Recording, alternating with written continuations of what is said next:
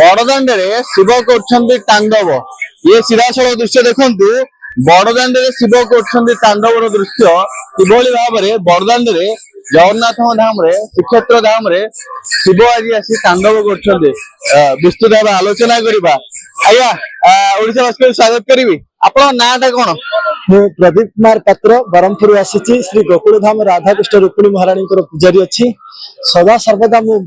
कृष्ण रूप में नृत्य करुच्ची बाहुडा यात्रा घोष यात्रा शिव तांडव नृत्य करुच्ची आज्ञा आज्ञा साधारण जो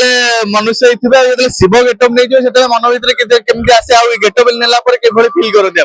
निहाती गेटअप नेला निजको माने शिवंकर रूप नहीं आमको एत उत्साह मिलूँ स्वयं भोलानाथ केते उत्साह हो नथिबे कहीं महाप्रभु जगन्नाथ महाप्रभु आज रथ देखिए 365 दिन आज्ञा महाप्रभु मोर रत्न बेदी पूजा पाउछंती आज 33 कोटी देवा देवी भक्तगण को कथा देइछंती बोली आज महाप्रभु दर्शन करने को आउछंती माउसी माँ घर को जाउछंती 33 कोटी देवता को मध्य दर्शन दउछंती आम लोकायतर आकाश मंडल रे 33 कोटी आज्ञा दर्शन करुछंती मु शिव तांडव रे आपण करथले ये शिव वेश कौन सब लगे शरीर देखु शिवंकर तो जानते सी आज्ञा मशाणी जोगी पाखे कुछ दामी अलंकार किसी ना सी जिते सब घंट वृषभर घंटमाला आनी देखु वृषभ बेकर बंधा होता ये घंटीमाला शिव जिते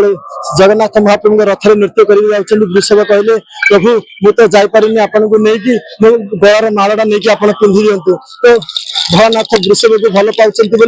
घंटमाला आज पिंधि अच्छा हाथ में साप धरछन ओरिजिनल साप सतरे आज्ञा ये ओरिजिनल साप आपन को गोटे मिनट जो चुट मारिदेवे आप अचेत हो बेभस हो कहीं ये हला हल विष पान कर भोलानाथ गଳାर साप ये हूँ अहिराज साप आज्ञा ये विराट धरण सर्प विश्वास आपन को विश्वास हम नहीं जिते गोटे चुट मारे आप चेता पड़े आपणकर परिवार आसी मत बांधी नहीं जी कौन पे आम पुओ को आज दंशन कर सर्प तेणुक करी ना आपण मानकर उज्जवल हो आम भास्कर चैनल उज्जवल हो आहरी आगे उन्नति हो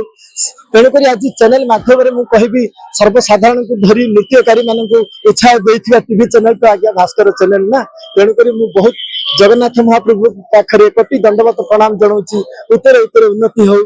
जय जगन्नाथ निश्चित पुणी शिव तांडव आरंभ करूँ दर्शक मैंने देखिए ये सीधासल दृश्य देखिपे सिंहद्वार सम्मुखें किभली चलती शिव तांडव जड़े भक्त आवर्ष भली शिव वेश नहीं बेकरे रुद्राक्ष पकई हाथ में जहाँकि धरी डमरू धरती सर्प धरती आउ से शिव तांडव कर दृश्य देखा भक्त भाव विहल होती सीधासल दृश्य देखिले ये हूँ पुरी श्रीक्षेत्र दृश्य एवं पुरी सरेश्वर मल्लिक ओडिशा भास्कर।